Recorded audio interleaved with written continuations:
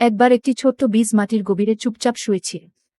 সে ভাবছিল, আমি তো এত ছোট, আমি কি কোনোদিন বড় গাছ হতে পারব? তার মনে অনেক সংশয় ছিল।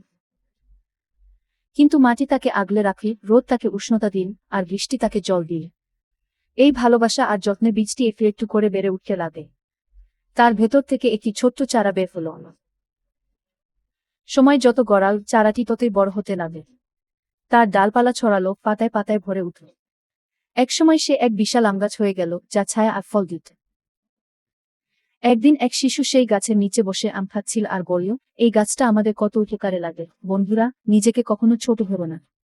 সঠিক যত্ন আর চেষ্টা থাকলে ছোট বীজও একদিন বিশাল বৃক্ষ হতে পারে। একবার একটি ছোট্ট বীজ মাটির গভীরে চুপচাপ শুয়েছিল। সে ভাবছিল, আমি তো এত ছোট, আমি কি কোনোদিন বড় গাছ হতে পারব? তার মনে অনেক সংশয় ছিল।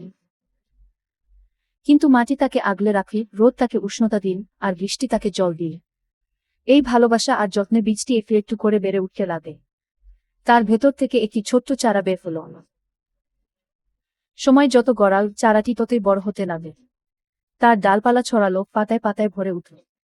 একসময় সে এক বিশাল আমগাছ হয়ে গেল, যা ছায়া আর ফল দিত।